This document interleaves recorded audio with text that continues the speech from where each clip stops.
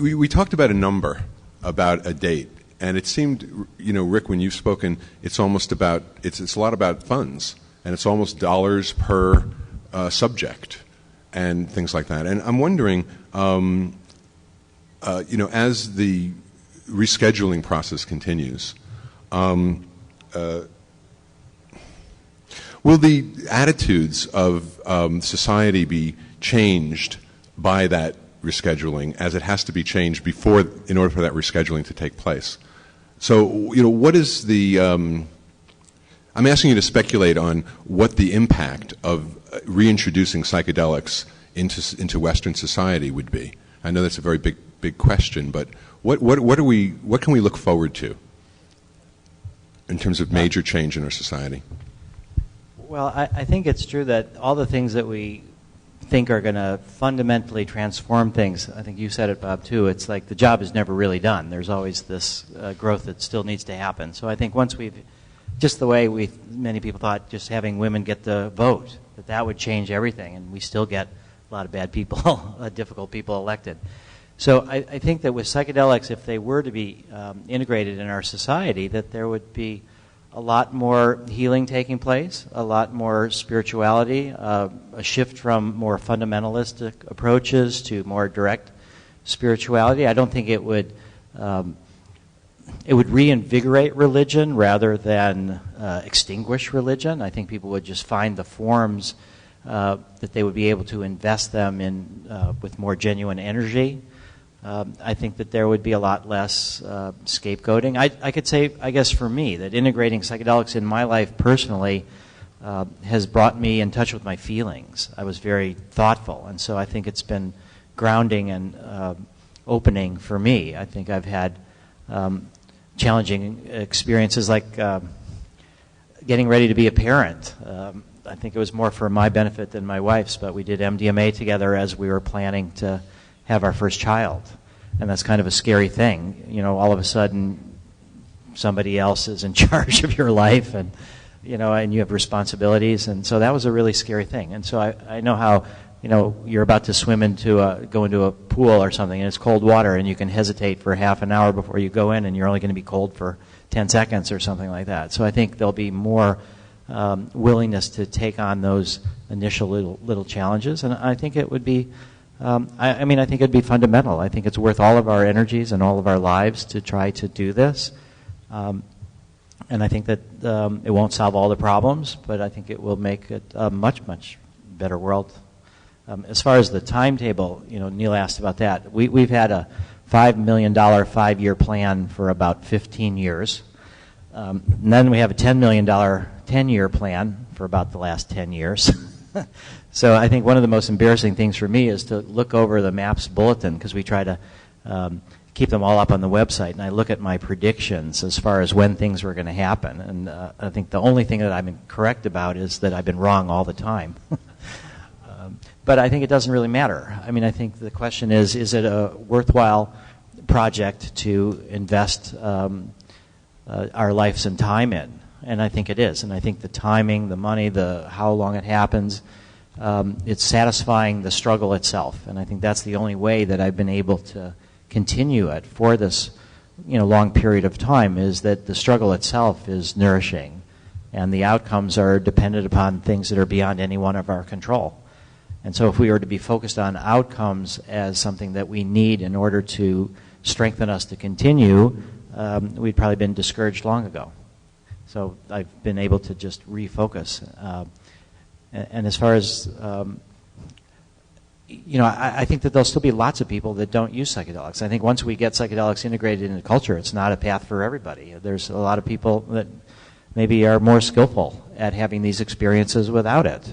I think breath work, the holotropic breath work that Stan and Christina have developed, I have a lot of respect. It's harder to do breath work than it is, I think, to take psychedelics, because you have to sort of voluntarily move your own defenses to a place where things can come up, and you have to then, through your breath, keep going. And a lot of times when you hit these difficult spots, it's hard to keep breathing through it. And with psychedelics, you take it, you're sort of on the journey, and you just have this flow of material. So a lot of these options I think people will choose. It's just that we have an attitude towards acceptance of the full range of consciousness.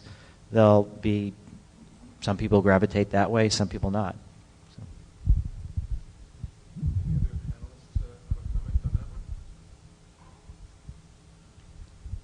I think it's more difficult taking psychedelics than not taking them. I think you need more discipline to take them than just have a drink. But I don't think it's a cure-all at all. But I think it's rather like the shaman going on his journey.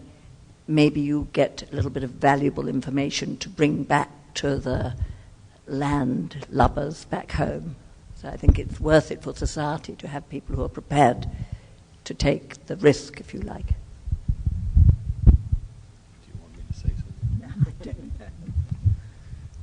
I would just add, not necessarily with respect to integrating them into the culture as a whole, but there are people that are suffering that could use these treatments. I mean, we started with Hefter. Our main focus has been the distress and depression of people that are dying. But if you can alleviate that in people that are dying, then can't you back out and go to people that aren't dying and do the same thing? And the young kid that's already by 12 got a list of offenses at the police department, who comes out of a very dysfunctional family and maybe has been abused as a child, and that person's life is going in the wrong direction.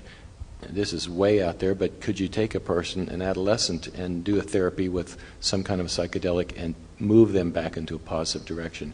Our society isn't prepared to do things like that. These kinds of people are either not treated well or just kind of written off, and they never have the quality of life they should have. So I see the psychedelics integrated in some kind of a medical psychiatric context to just overall improve the quality of life for people who didn't have the advantages that most of us have had, and to bring their lives into a direction where they can enjoy the fullness of creation, being alive without being burdened by depression and anxiety and different types of emotional disorders. So that's what I would see initially really as really the benefit before we get to some of the more esoteric things of cultural integration. A little to add to that. So we talk about psychedelics, we're really talking about many modalities of action and outcome. In Jim Fadiman's recent book, he's categorized them in terms of psychotherapy being one category, creativity is another category, whether that's artistic or engineering, scientific, but in the domain of thought. And the third being an opportunity to touch non-duality, meaning transcendence of ego or ego dissolution, which typically happens only with very high doses. So the outcomes personally and culturally of each of those three modalities of use are going to be pretty different. It's almost like we could have three different conferences. One's about creativity, and one's about psychotherapy, and one is about the downstream consequences of a population in which more people, as adults, have had non-duality. It's three very different tracks. What Dave was talking about, the alleviation of suffering, can come from at least two of those. One is the psychotherapeutic healing of wounds, basically. And the other strikes me as much more systemic, much deeper. And that's, I don't want to use the word cure. Let's just say from a non-dual perspective, those sets of concerns or sources of suffering get diminished. What are the prospects for this work? I feel as though it's kind of hard to go very badly wrong. Right? There's enough safeguards in place, enough checks and balances now, enough people who are well informed that there isn't going to be some big disaster. Maybe had the 60s gone a little bit differently when the substances weren't as known or the political forces were operating differently, maybe it could have gone worse. But I don't think it's going to happen. So what might then be the time course, and if not the time course, then at least the stages along the way of what I would view, we probably all view as a dramatic improvement in the culture. I keep coming back to it's worth doing this because we're not going to make big mistakes. There's going to be suffering at the individual level that will get alleviated more and more along the way. But the real prize, A, it never comes. B, the biggest ones might not happen in any of our lifetimes. It's really young. here's what has to happen. Here's why I keep coming back to this long arc over generations. This has not changed 5 years over 5 years or 10 years over 10 years. The little ticks on the ruler are probably best thought of as decades or generations, human generations. Let me illustrate this way. One consequence of non-duality, if you have this convincing experience, you have an experience and you are convinced by it that all is one, that there's one unified field of consciousness, and here we are with our illusions of separation. That's an illusion. The real reality is all one. If you've had that experience and if it is convincing, it immediately means there's opportunity for compassion for everyone, because compassion for you is the same as compassion for me. It's the point philosophically where selfishness and altruism merge. They're not different anymore. So if enough of the culture is at that point where altruism and selfishness are the same thing, wouldn't that immediately result in utopia? And my answer is no. The will alone for the rest of the 7 billion people, or however many, the will alone for all 7 billion people to be happy and free of optional suffering isn't enough. The problems are deeply technical. I will illustrate with a very simple example of how they get technical. A whole bunch of years ago, who reads Consumer Reports here, knows the magazine, independent testing, whatever? This showed up a long time ago, around diapers. I think it must have been at a time when disposable diapers were a new phenomenon. And there are companies selling disposable diapers. Oh, it's convenient. Don't have to deal with soiled diapers. You get a fresh one every time. It's more sanitary. And they sold for a little while until somebody said, wait a minute, what are the ecological consequences of using these disposable diapers? And then the washable diaper industry speaks up for, we reuse the cloth and more sustainable. It gets really technically complicated because they have to be washed, they have to be trucked to the house and then back to the place where they get washed. Somebody who actually wants to do the right thing, it's hard to know what the right thing to do is. You could be super duper non-dual. I want to be good to the environment, I want to be good to my kid. Just tell me which one of these. And the experts disagree whether the reusable diapers or the disposable diapers are the better course. Translate that trivial example to transportation, to energy, to political governance, to education. And we see it's really kind of it's a big, tangled, don't want to say the word mess, but that's the word that comes to mind, that the best intentions alone don't solve, unless you give it enough generations. So, lots of generations. Thank you. So we have some people who have a question. Please just state your name if you want to, and if you have someone it's directed to, let us know. Great. Is this on? Yes. Great. Is the mic on? My name is Matt. And Rick, you alluded to this a little bit this morning, but I'm curious how I think we can acknowledge and know, like, helping people get over traumas and different things we would maybe put in a category of maybe pathologies that, different tools can be helpful for that. How do we maintain the conversation at the same time that people who are healthy, who maybe have jobs and children, but maybe once or twice a year like to also engage in these tools for personal growth and development, exploration? How do we keep that conversation in balance so that it all doesn't become about healing pathologies, but also helping people who are, working with people who are kind of healthy? So if anybody could speak to it, but I know you kind of alluded to it this morning. Yeah, it's a great question. I think that from a practical, political, strategic point of view, that focusing on making psychedelics into medicines for treatment of particular illnesses is the best, most effective way to channel our limited resources in terms of changing public attitudes. The media reports on scientific development so we can amplify the message through earned media, and we can counter the hundreds of millions of dollars of anti-drug education that is miseducation.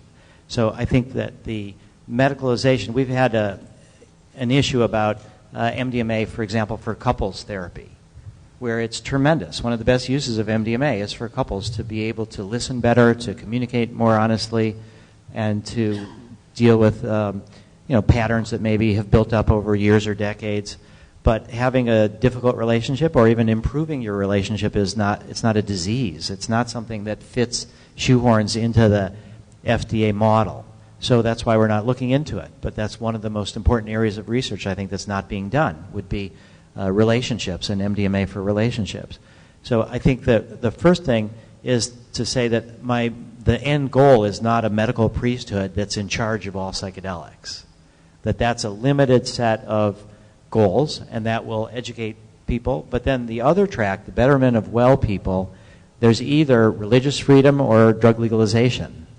And I think religious freedom is really not for individuals to have spiritual experience. It's just within groups. And I think there's a lot of value in the Native American Church with peyote and the UDV and the Santo Daime. But I think that in general, religious freedom requires you to buy into religion. And so I think that can expand. But full religious freedom is, again, like legalization for this individual choice. So I think that it's important to have a focus on policy change and a focus on science. And if you can keep both of those going at the same time, then the problem is that if you just focus strictly on the medical aspect, you are going to encounter less resistance. So when you start talking about broader applications to people that don't have a specifically defined illness, you get into big issues of drug policy.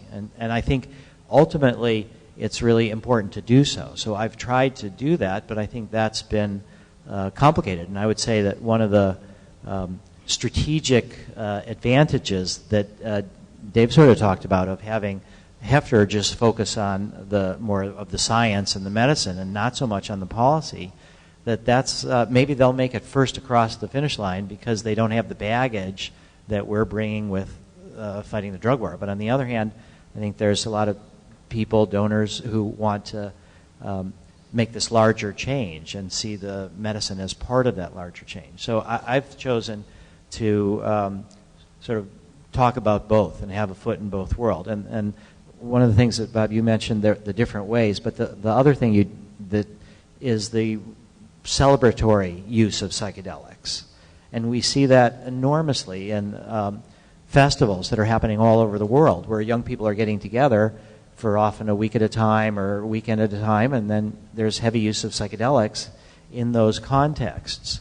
And so that, I think, could be one of the mechanisms for a potential backlash, because these are people that are using psychedelics, they're not so sure if they're pure, they're using them in riskier situations, they're mixing all the drugs together, and so we've chosen to have a whole project on psychedelic harm reduction, where we're trying to work at festivals to have teams of volunteers that are therapists and that are sometimes psychiatrists, sometimes even therapists from our psychedelic research projects, that will work at festivals so that when people have a difficult psychedelic experience, they have a place where they could go.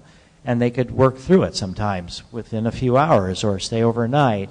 And so that's also been a question. Does our work at festivals trying to do psychedelic harm reduction complicate our work when we want to talk to government regulators who think all of this stuff should be totally, criminalized? And I think what has been the really key to our development is that there are people at FDA who are interested in science over politics when it comes to psychedelics and medical marijuana research. The FDA has opened the door to marijuana research. We just can't get the marijuana. So I have felt that being honest about the full range of changes that I think is necessary to get to the betterment of well people, as well as to heal, it's been worth the extra friction that we may get on our medical research. But I think there's no way to really to respond to your question without engaging drug policy. And I think that that's a worthwhile endeavor, but complicated. About celebration, I'd like to point out that the word celebration is a deeply religious word. I love engaging in the conversation about what religion is or could be and what religion is not necessarily. I have come to a deeply held belief that religion, rightly understood, presents many opportunities where legal is really the smallest of them. That's a conversation I would love to have with anyone who would like to have it, including tomorrow at 2 o'clock. Much good could come from re-envisioning and re-understanding that word. It will take a great deal of open-mindedness to do that. And I'll say that I didn't use the word recreational drug use, which I could have, but celebratory is more palatable than recreation. But I think we also need to look at recreation, that recreational drug use is often very healing. I mean, we've sort of demonized that concept in our culture, and it's got all these reckless, hedonistic, dangerous connotations. But I think, recreation and celebration, that may be even some of the highest uses for group bonding and for ecstatic experiences. I'll drink to that.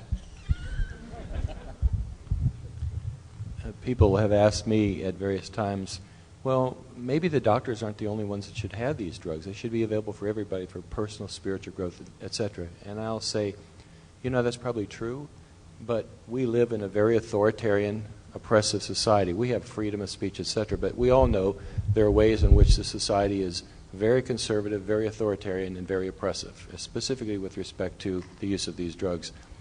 And my opinion has been, once you demonstrate that these drugs are medically effective, and with the you see a lot of re-education going on now. How many people have seen documentaries and stories about using psilocybin and mushrooms to heal people, etc.? I think it becomes much more difficult to imprison people for using something that's recognized to be an effective drug. So from my perspective, really focusing on the medical value, it has the spin-off of re-educating society and saying, well, these are not dangerous. They're really not that dangerous. They're used to treat people, to heal people. So then when people use them recreationally, maybe we'll get to a point where police will say, well, that law is on the books, but we're not going to enforce it. These people are using something it's known not to be dangerous. So I think one of the spin-offs of the purely medical approach, by confining by confining ourselves to that approach, is that people in general recognize that these are safer to use, and then it becomes much more difficult to enforce draconian laws against people who may use them for personal growth, celebration, or whatever. Yes, I completely agree with what Dave says, but at the same time, the fact is that large numbers of people do use drugs for recreational and self-development purposes, and they're getting unfairly punished. And therefore I feel a sense of duty that one has to do what one can to improve reform policy, so that completely innocent people, other than using an illegal substance, aren't going to prison for long periods of their life. So I feel that there are two prongs which complement each other rather than conflict. Because I think the scientific evidence of the value of these things feeds into the policy in time. But I personally don't feel like leaving the policy, because I think people are suffering too much from this mistaken policy, and it's particularly discriminatory. So on the whole, it's not the richer whites who are suffering, it's the underclass who are suffering, both in terms of geographic, it's the producers and transit countries who are taking the weight of the burden of the war on drugs, and it's the coloured people who are taking the weight of the burden in America or in England. And therefore I think one has to tackle the policy front as well as the science front. Before we go to the next question, I just want to thank the panelists for discussing a controversial issue with such openness and good-heartedness as well. Just thank you. The next person in the line. My name is David Mathis. I'm a hospice physician, and we were talking about policy and what's accepted. One of the things that's accepted in hospice is that people are dying. So if I give them a couple of 1,000 milligrams of morphine a day, it's perfectly acceptable. It's about keeping them comfortable and happy, and pulling all these things together at the end of their lives. I think that it may be a toehold in the United States as far as medicine is concerned, to be able to use psychedelics in a hospice situation where we already have the green light from hospice and palliative care physicians, and I'd like to know where and who is doing this. Now, I work in a prison, so we can't experiment on inmates, but I think that we can get some good information for the New England Journal out of that if Chapel Hill wants to join in. I can tell you that the Hefter Institute has had some fairly high-level connections with the hospice movement in Madison, Wisconsin. They're very interested. We've had an ongoing dialogue with getting psilocybin into the hospice movement there. It's a large hospice group. The details aren't worked out, but we're quite aware that this is obviously some place that these would be very useful, and there is interest among the hospice groups about that. Actually, in the hospices in the Boston area, I was really surprised to learn that they use ketamine. And they use ketamine orally in lower doses several times a day as a pain medication. And what they've found is when you combine ketamine with opiates, that people have better pain relief and you can lower the dose of opiates. And it's only a short step from using low-dose ketamine to using higher-dose ketamine for personal growth. Ketamine is the only psychedelic currently that is a legal prescription medicine as a drug for anesthesia, and you can prescribe it off-label. And there's now, incredible information about ketamine and depression and ketamine and pain, and people are opening ketamine clinics right now. It's already starting to happen. But I think to see that it's already been quietly adopted in the whole Boston area with the hospice movement to use ketamine, I think it's also true with MDMA. MDMA and morphine and opiates blend together. They're synergistic, and you can have better pain control, and the opiates make people really sleepy. And if you're under a lot of opiates for pain near the end of your life, it's like you're not even really there anyway. And so when you give MDMA, it kind of wakes people up, and it opens their heart. And I've seen people days from dying who've been basically narcotized or sleepy, not even there for weeks, and then are able to sort of open up several days before they die to have sort of saying goodbye to their family. So I think the hospice setting, I think the only way we'll really get anything other than ketamine into the hospice setting will be in a research context, at least initially. But I think as we talk about a good death and what is a good death, we have Aldous Huxley who took LSD while he was dying.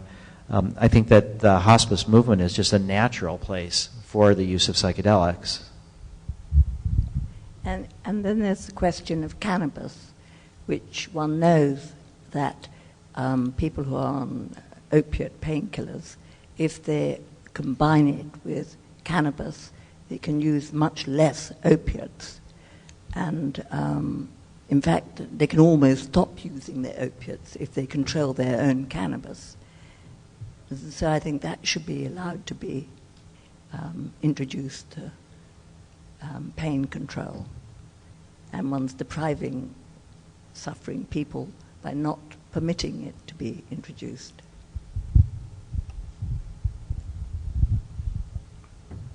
Another question? My name Tatiana Ginsburg. I'm from Russia. I'm transpersonal psychologist and MAPS representative. And my question to Rick, today in your talk you mentioned that you had been really touched by Holocaust. And if thinking about LSD discovery, it actually happened in the middle of Europe and in 1943, which is almost middle of World War II. So what do you mean? Is there a special meaning of the space and time when LSD has been created? If yes, which one? Well, I don't know that there's some divine plan that kind of introduced LSD at these darkest days. I think the connection is more about the next Holocaust in terms of nuclear annihilation, that around the time of the splitting of the atom, psychedelic, LSD, came to the awareness of people. And Nick Sand, who is one of the underground LSD manufacturers, who made he developed Orange Sunshine. He made around 250 million doses of LSD.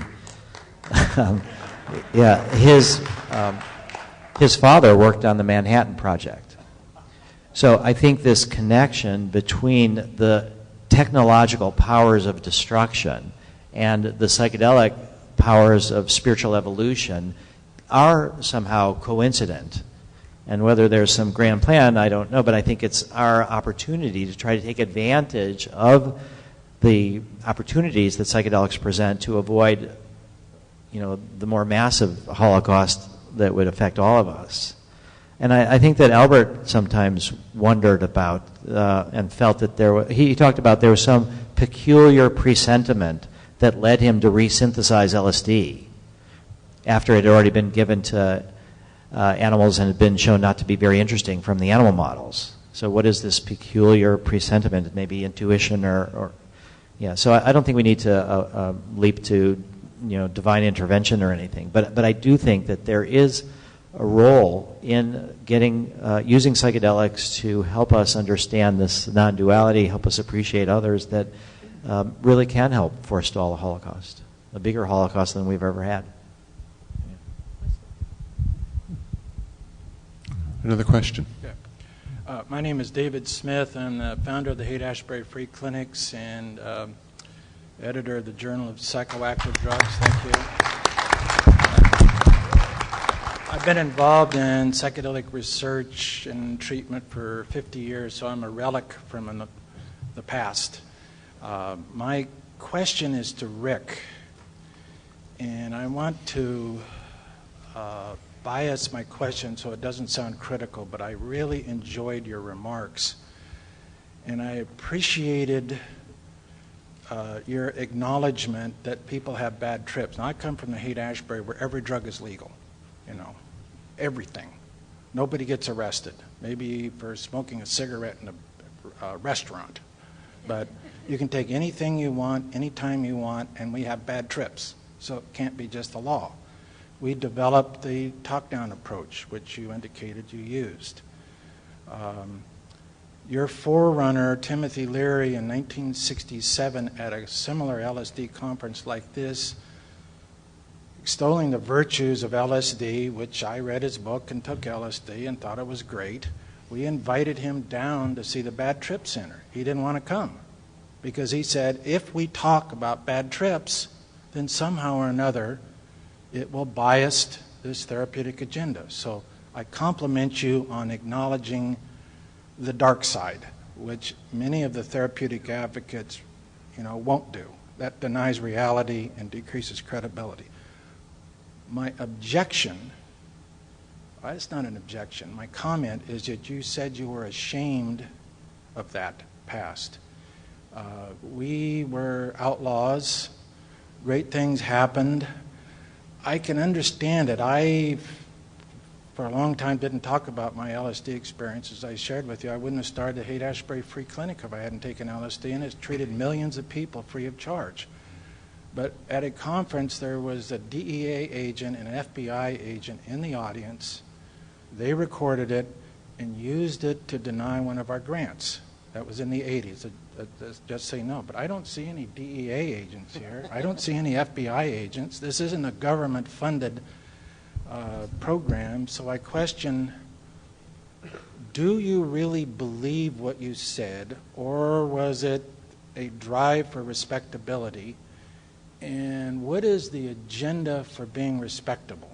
I'm 74. I'd like to know that. I just didn't I went away thinking, well, he doesn't really believe that. He must have another reason for saying that. So, well, that's also a very challenging and good question. But it's not that I felt that I was ashamed of identifying as a counterculture criminal. I was more thinking that that's self-defeating. That I think if we and this idea, there's a lot of people like Tim was a good example. At one point, we had a conference in 1990. In Oakland, and Tim was one of the speakers. And I said, can you give us advice on how to work with the government? We're starting to try to get permission. Can you give us advice? And Tim was like, fuck the government. I'm beyond that. I'm way past that. I'm glad that you're trying to do that, but fuck the government. So I think that there's a self-defeating aspect to identifying as being in opposition to the main culture. And so some of the things like we're doing, trying to reach out to the Pentagon or reach out even to the FDA, that those are strategies that we might not have adopted if we're thinking that the system is fundamentally opposed. I mean, I think there's a lot of people I hear that talk about the psychedelic experience as so corrosive of structure that it will inherently be always in opposition to the power structure, and that people will be so free-thinking that there will never be an opportunity, really, for society to integrate psychedelics. It just can't happen. I think that denies history, but I don't think, and I didn't mean to give the impression that I was ashamed of that, but it was more that there's a self-defeating aspect to it. Yeah, so it was the strategic aspect of the self-identification that bothered you rather than you were ashamed of the past. Right, right. And also, I don't really want to be a criminal. Right. So neither do I. I'm a grandfather. I don't want to be a criminal. In other words, tactically, it does not advance our agenda to identify that way, but the past is our reality. Yes, and I think the values, if we talk about the values of the counterculture, I mean, they've been more and more adopted. I mean, we see it in the environmental movement, and I think in the gay rights movement, in the civil rights movement, in so many different ways. I think the problem with Tim also, in a sense, that I did long-term follow-ups to Tim's two experiments, the Good Friday experiment and the Concord prison experiment. And what I found was that in the in the first one was the Good Friday experiment, the spiritual use of psilocybin in church on Good Friday with Reverend Howard Thurman, Martin Luther King's mentor at Boston University, that in the report about that study, there was one person that had a difficult experience and ran out of the chapel and had to be brought back in for his own safety, and then he was given by Tim a shot of Thorazine, and that was not ever reported. Right. So I think what Tim did is he overpresented the benefit. He exaggerated the benefits and minimized the risks. Right. And in the Concord prison experiment, which I did the follow-up to because I thought it was one of the preeminent pieces of scientific literature showing the benefits of psychedelics, that it reduced recidivism, and they gave psilocybin to people in the Concord prison shortly before they were paroled, and Tim talked about it as being a tremendous success. And it was just a kind of a growing, horrible experience as I realized it took me a year, I got permission from the governor, I could look at these people's records, and I discovered that Tim had committed scientific fraud and that it wasn't a success. And that he actually realized that early on, is that it's not just the psychedelic experience. You need the support, you need the integration. The same is true for addiction treatment. You can't just give somebody an Ibogaine experience and all of a sudden they're no longer addicted to opiates and now they're going to be fine. So I think it's the misuse of science, and I think there's an equivalency that maybe in his mind was, if they're exaggerating the risks, then I can exaggerate the benefits. And so that's what I object to. And in the sense that we're collectively part of that culture, I think that is something to be ashamed about. That was a choice that was not wise. But it's more tactically, if you're always identifying yourself as opposition, and I think people do have to think about, can psychedelics really be integrated? Do they so dissolve our views about power structures that we're always going to be opposed? So I'm sorry if I gave that opinion that I was ashamed of that. Thank you for that clarification and your leadership.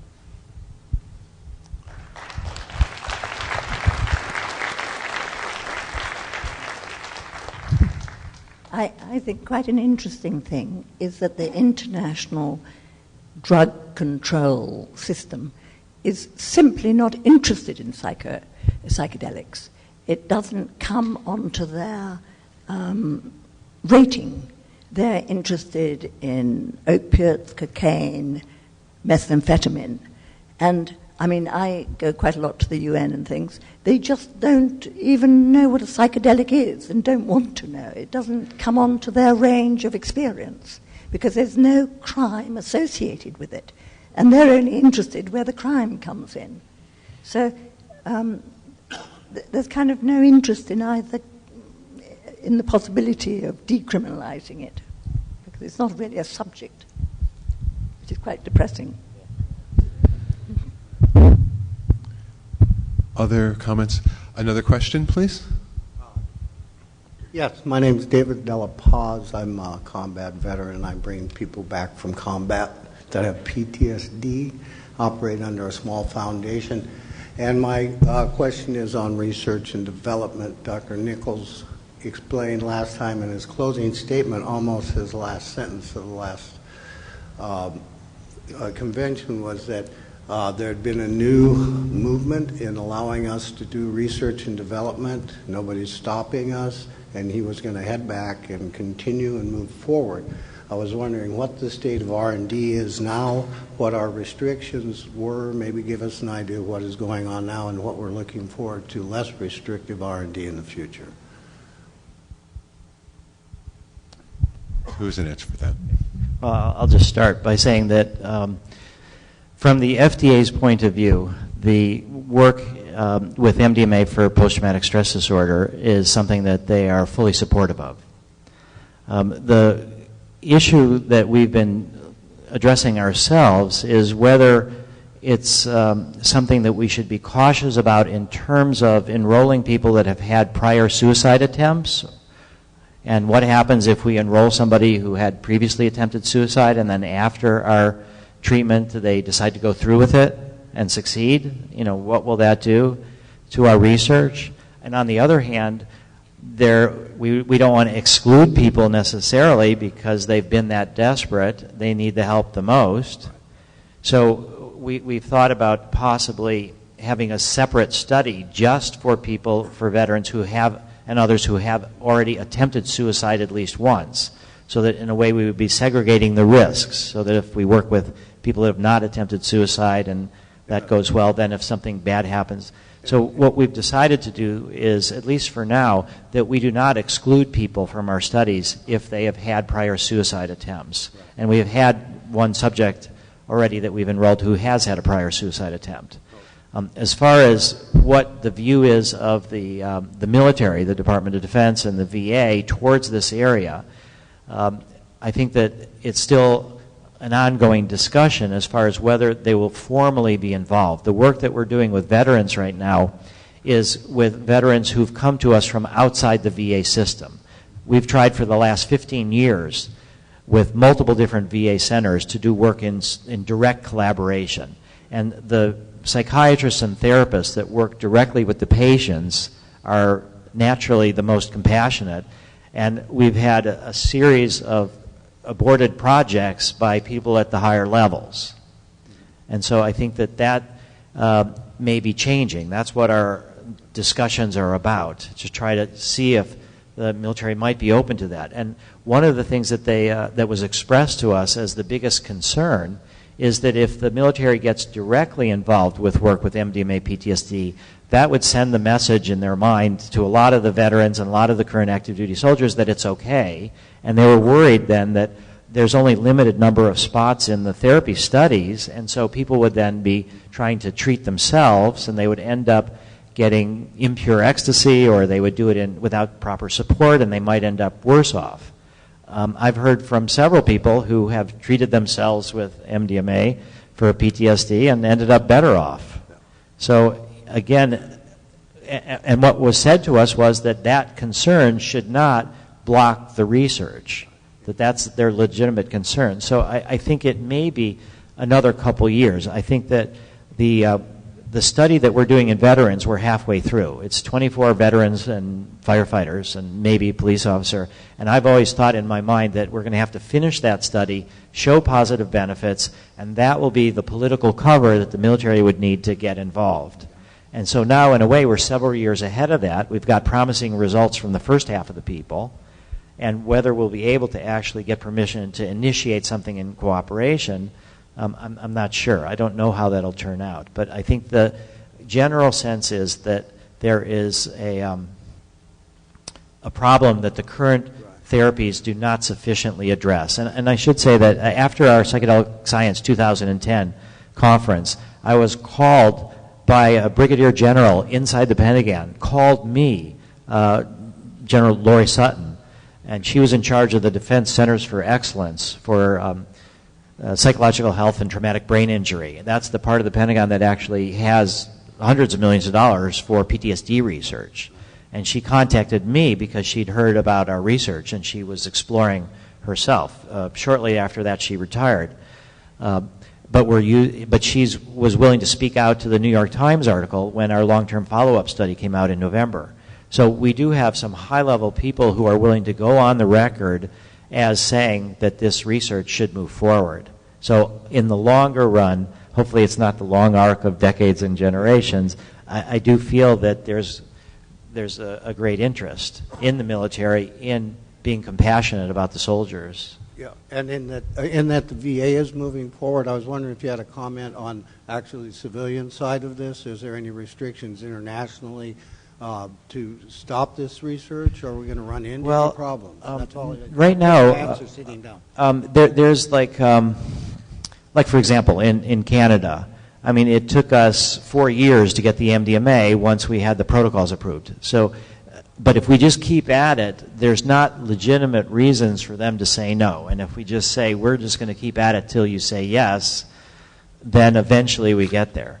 So we've been able, one of the reasons that we have an international strategy is that, it's harder to do work outside of the United States. There's language issues, cultural issues, how do we get our clinical team there to monitor the studies? There's a lot of complications, but part of the basis for this international strategy was, what if there's a backlash in the U.S.? What if somehow or other this freedom that we have is blocked and it's like medical marijuana research, we can't do it. But if we have multiple countries where we're doing research, we can withstand backlash in any one country. Plus, regulators don't like to be the only one that said yes to something. If there's others that say yes, then there's comfort and safety in numbers.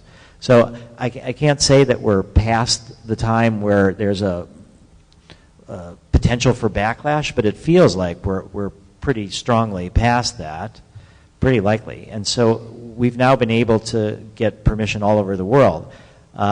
I think in certain countries, every time it's the first time in that country to open the door to psychedelics, it will be problematic and it will take a long time.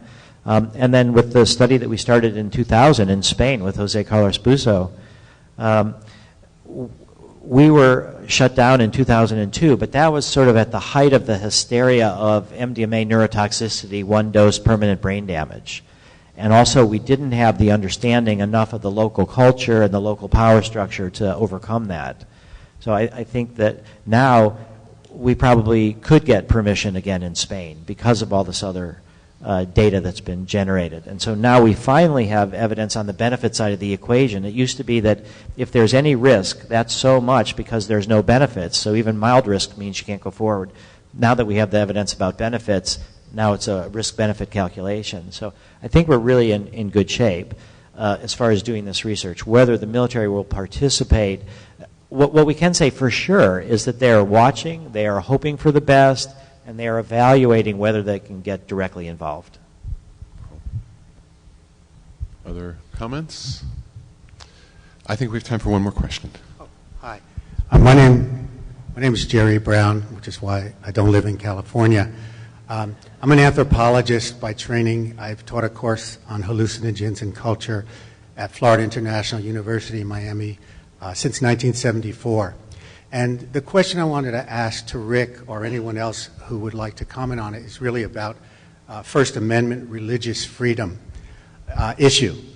Obviously, the branding of the Native American church as a church was a very successful strategy. In 1993, Ernesto Pichardo, a Santeria from Miami, won a 9-0 Supreme Court decision in his favor to have a church of Lukumi in Hialeah, overturning laws that had been passed to ban the animal sacrifice around that. And Scalia wrote the majority opinion on that. So I'm ignorant of, but I'm curious about what the thinking has been about pursuing and obviously so much research on religion and entheogens as being a pathway to an authentic religious experience has been done. What is the thinking, because I'm sure people in your seats have considered this, about a First Amendment approach, and why has that been taken, or what are the issues involved there? That's my question, essentially. I'll say one thing, and then I think Bob has a lot more to share. which is that Jeffrey Bronfman, we're very fortunate to have Jeffrey Bronfman here, and he's going to be talking, I think, sometime tomorrow or Sunday, I'm sure. But he's the one that was able to get the Supreme Court to unanimously support the religious freedom for the UDV to use ayahuasca. So he has the real understanding of what the issues are. But again, it requires a religion where the use of the psychedelics are central to that religion, and it has to be a group. And whether that can expand to somehow amorphous spirituality with, I'm not so sure that that can be done. Number one, I'm not a lawyer, but I have thought about this for quite a long time. Jeffrey Bronfman's case was won under the authority of something called the Religious Freedom Restoration Act of 1993. The Religious Freedom Restoration Act does not require that religious freedom be restricted to groups in contrast to individuals. It does not require, first of all, it's not specific to the Controlled Substances Act, although there is a history of several years, order of 3 to 5, that had its origins in a Native American peyote case that went to the Supreme Court, resulted in a redefinition of religious liberty. Congress responded to the Supreme Court by restoring religious liberty with an act. So there's substances in there. But religious liberty applies, for example, to the wearing of religious clothing in prisons and many, many other cases. So under RFRA, RFRA, as it's called, there's not an encoded requirement for groups. There's not an encoded requirement that the activity, such as the wearing of the religious garb, be central to the religion. It simply says the courts are required on a case-by-case basis to evaluate, is there a compelling governmental interest in upholding the law to which an exemption is being requested? That's question one. And the second, is total prohibition the, quote, least restrictive means of satisfying that governmental concern? So that's all it says. Mr. Prison Warden, is it absolutely necessary to prevent the prisoner from wearing that kind of hat? Oh, it isn't. Well, what's the least restrictive means of keeping the prison safe if the person is going to wear that hat? That's the dialogue. It's a very difficult dialogue to have in the arena of, I'm going to use the D word, drugs, because drugs are widely misunderstood. We don't have a good categorization system for them legally, and it evokes a lot of irrational thinking. So I don't see a systemic reason why this couldn't be resolved. Let's go to the question of opposition that came up a little while ago. Who here knows the martial art Aikido? Heard of it even? Mm-hmm. Not too many people. One of the principal teachings in Aikido is that when a force is coming at you, a natural instinct is to come right back at it, or to stop it frontally, or to fight fire with fire.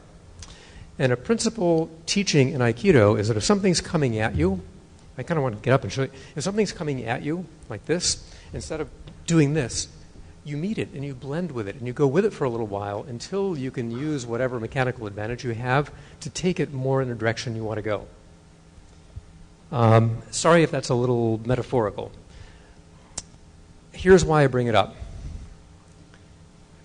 If you can suspend for a moment a deep conviction about personal liberty, which I think most of us have, but try setting that aside. Try imagining that it's not the libertarian thing is not our number one guiding principle. Try to do that. It's hard.